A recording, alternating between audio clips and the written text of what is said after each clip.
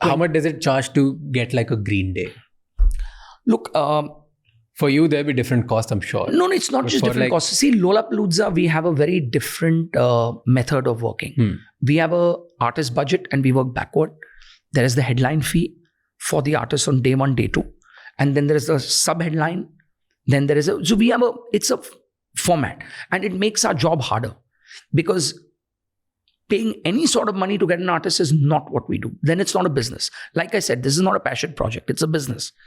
And therefore, for Lollapalooza, we have an artist budget which is purely based on number of tickets, brands that participate, costs that are there. And so we have a number.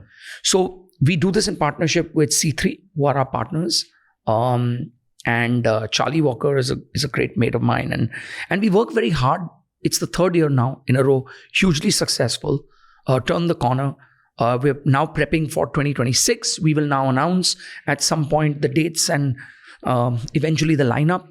So it's business. It's work where this franchise has to grow over a period of time. Same with Bandland. Same with Sunburn. Sunburn's in its 17th year. And so you have to work backward.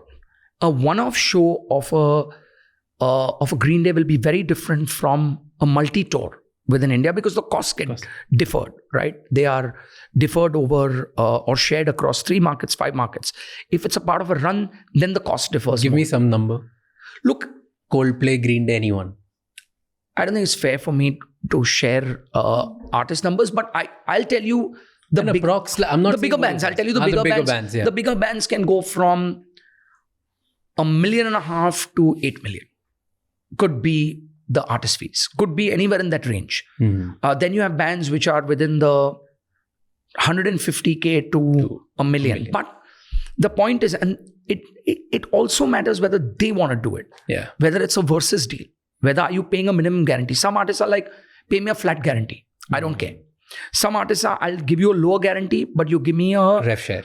You give me so you give me a spillover, right? So you do a... beyond a certain amount, you do a share. And there are some artists who are saying, I want to play the market, I'll do a pure versus deal. Yeah. You don't pay me anything. Let's co-produce together and... Exactly. So as the trust in the market builds, so India was a flat guarantee market. There was no trust in the market.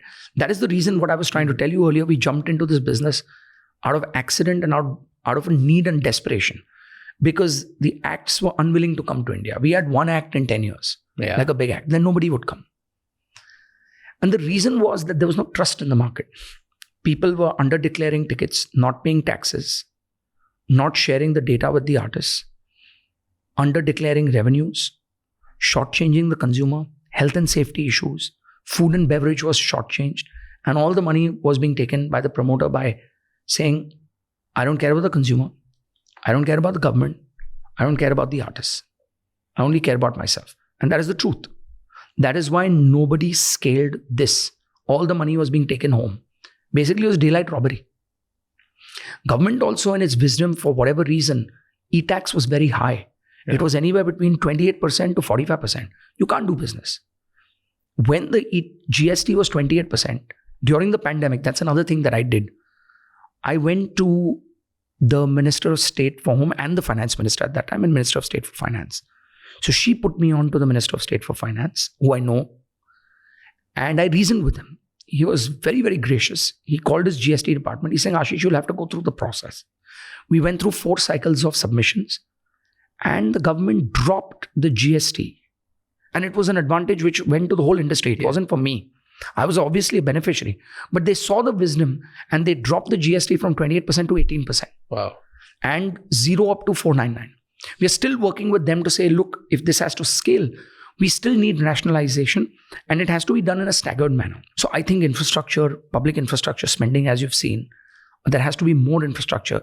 We still struggle in India with venues, stadiums, arenas, staging, safety, security, ingress, egress, getting to a stadium, parking, metro lines or train stations going under the stadium or an arena, having enough of them. The biggest challenge for artist growth, Indian artist growth, has been we don't have venues which are 50% rooms, 100% room, a 250% room, going to 500, then going to an auditorium which is 1500. then 2,500, an arena of 5,000 to 8,000, arenas of 15,000 to 20,000, and then stadiums and festival grounds. We have bars and restaurants where you can play at a small place and nobody cares and everybody's doing cover versions, or straight away there's a stadium on open field. You don't have anything in between. There's no career path. Any global artist on the live side went through this career path globally.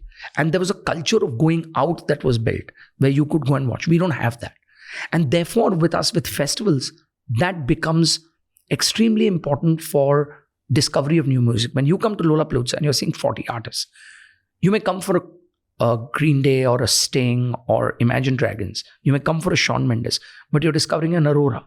You're discovering Jonita Gandhi. You're discovering Niladri Kumar, who's one of the greatest electric sitar players, and he did a live set with 5,000 people standing to watch him, right? And kids standing to watch him. And so with 20, 25 Indian artists, the Hanuman Kind set was phenomenal, right? So many fresh people who had not seen Hanuman Kind, may have heard his music, but not seen his entire set, were there. So I think festivals are a great way of giving Indian artists who are supremely talented but never got the big stage or did not get a large enough audience for them to try out or experiment or get initialized with their music. Festivals do that. Thank you so much ये clip and तक देखने के लिए. अगर आपको और भी ऐसी क्लिप्स देखनी है तो राज शमानी क्लिप्स चैनल को सब्सक्राइब कर लीजिए.